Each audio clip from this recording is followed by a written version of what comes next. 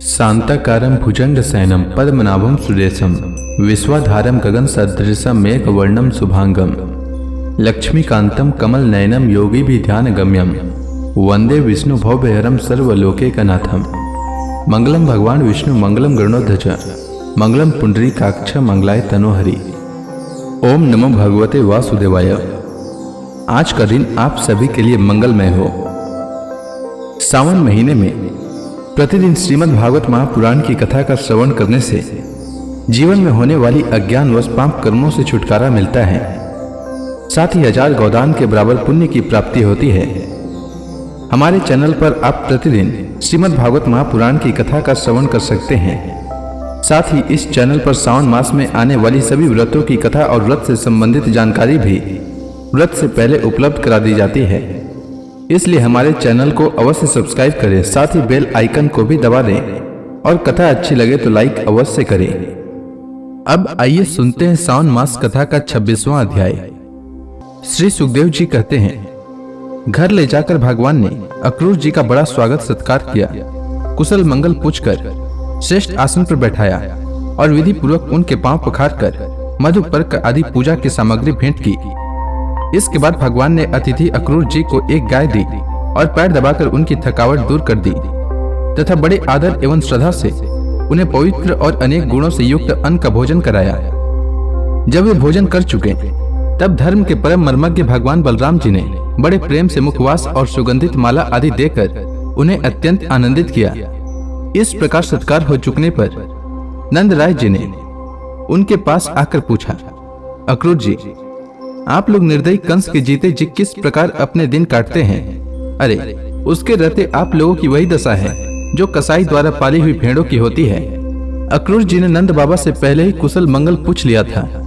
जब इस प्रकार नंद बाबा ने मधुर वाणी से अक्रूर जी से कुशल मंगल पूछा और उनका सम्मान किया, तब अक्रूर जी के शरीर में रास्ता चलने की जो कुछ थकावट थी वह सब दूर हो गई। इसके बाद भगवान श्री कृष्ण ने कहा, चाचा जी, आपका हृदय बड़ा शुद्ध है, आपको यात्रा में कोई कष्ट तो नहीं हुआ? स्वागत है, मैं आपकी मंगल कामना करता हूँ। मथुरा के हमारे आत्मीय सुहृद, कुटुंबी तथा अन्य संबंधी सब सकुशल और स्वस्थ है ना? हमारा नाम मात्र का मामा कंस तो हमारे कुल के लिए एक भयंकर व्याधि है। जब तक उसकी बढ़ती हो रही है तब तक हम अपने वंश वालों और उनके बाल बच्चों को कुशल मंगल क्या पूछें? चाचा जी, हमारे लिए यह बड़े खेद की बात है कि मेरे ही कारण मेरे निरपराध और सदाचारी माता पिता को अनेकों प्रकार की यातनाएं झेलनी पड़ी, तरह तरह के कष्ट उठाने पड़े। और तो क्या कहूं, मेरे ही कारण उन्हें हथकड़ी बेड़ी से जकड़कर जेल में डाल दिया गया तथा मेरे ही कारण उनके बच्चे भी मार डाले गए। मैं बहुत दिनों से चाहता था कि आप लोगों में से किसी न किसी का दर्शन हो। यह बड़े सौभाग्य की बात है कि आज मेरी वह अभिलाषा पूरी हो गई। सौम्य स्वभाव चाचा जी, अब आप कृपा करके यह बतलाइए कि आपका शुभागमन किस निमित्त से हुआ? श्री सुखदेव जी कहते हैं, परीक्षित, जब भगवान श्री कृष्ण ने अक्रूर जी से इस प्रकार प्रश्न किया तब उन्होंने बतलाया कि कंस ने तो सभी यदुवंशियों से घोर वैर ठान रखा है। वह वसुदेव जी को मार डालने का भी उद्यम कर चुका है। अक्रूर जी ने कंस का संदेश और जिस उद्देश्य से उसने स्वयं अक्रूर जी को दूत बनाकर भेजा था और नारद जी ने जिस प्रकार वसुदेव जी के घर श्री कृष्ण के जन्म लेने का वृतांत उसको बता दिया था, सो सब कह सुनाया। अक्रूर जी की यह बात सुनकर विपक्षी शत्रुओं का दमन करने वाले भगवान श्री कृष्ण और बलराम जी हंसने लगे और इसके बाद उन्होंने अपने पिता नंद जी को कंस की आज्ञा सुना दी। तब नंद बाबा ने सब गोपों को आज्ञा दी कि सारा गोरस एकत्र करो, भेंट की सामग्री ले लो और छकड़े जोड़ो। कल प्रातः काल ही हम सब मथुरा की यात्रा करेंगे और वहां चलकर राजा कंस को गोरस देंगे। वहां एक बहुत बड़ा उत्सव हो रहा है, उसे देखने के लिए देश की सारी प्रजा इकट्ठी हो रही है। हम लोग भी उसे देखेंगे। नंद बाबा ने गांव के कोतवाल के द्वारा यह घोषणा सारे व्रज में करवा दी। परीक्षित, जब गोपियों ने सुना कि हमारे मनमोहन श्याम सुंदर और गौर सुंदर बलराम जी को मथुरा ले जाने के लिए अक्रूर जी व्रज में आए हैं, तब उनके हृदय में बड़ी व्यथा हुई, वे व्याकुल हो गईं। भगवान श्री कृष्ण के मथुरा जाने की बात सुनते ही बहुतों के हृदय में ऐसी जलन हुई कि गर्म सांस लेने लगी, मुख कमल कुमला गया और बहुतों की ऐसी दशा हुई, वे इस प्रकार अचेत हो गई कि उन्हें खिसकी हुई ओढ़नी, गिरते हुए कंगन और ढीले हुए जड़ों तक का पता न रहा।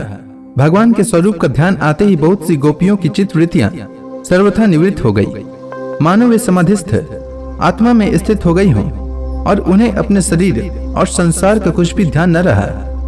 बहुत सी गोपियों के सामने भगवान श्री कृष्ण का प्रेम, उनकी मंद मंद मुस्कान और हृदय को स्पर्श करने वाली विचित्र पदों से युक्त मधुर वाणी नाचने लगी। वे उसमें तलीन हो गई, मोहित हो गई। गोपियां मन ही मन भगवान की लटकीली चाल, भावभंगी, प्रेम भरी मुस्कान, चितवन, सारे शोकों को मिटा देने वाली ठिठोलियां तथा उदारता भरी लीलाओं का चिंतन करने लगी और उनके विरह के भय से कातर हो गई। उनका हृदय, उनका जीवन, सब कुछ भगवान के प्रति समर्पित था। उनकी आंखों से आंसू बह रहे थे। वे झुंड के झुंड इकट्ठी होकर इस प्रकार कहने लगी। गोपियों ने कहा, धन्य हो विधाता, तुम सब कुछ विधान तो करते हो, परंतु तुम्हारे हृदय में दया का लेस भी नहीं है।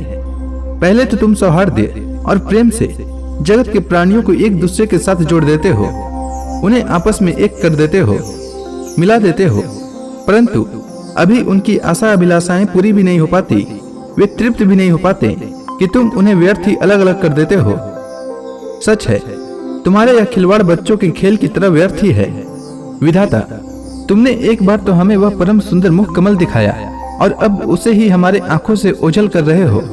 सचमुच तुम्हारी यह करतूत बहुत ही अनुचित है। हम जानते हैं इसमें अक्रूर का दोष नहीं है, यह तो साफ तुम्हारी क्रूरता है।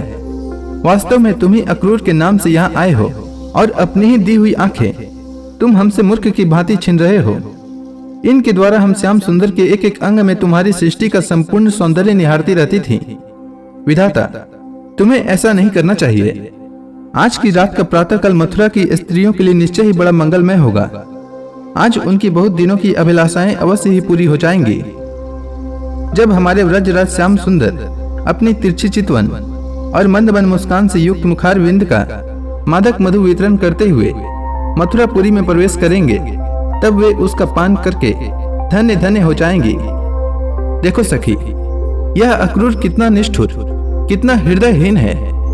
इधर तो हम गोपियां इतनी दुखित हो रही हैं और यह हमारे परम प्रियतम नंद दुलारे श्याम सुंदर को हमारी आंखों से ओझल करके बहुत दूर ले जाना चाहता है और दो बात कहकर हमें धीरज भी नहीं बंधाता, आश्वासन भी नहीं देता।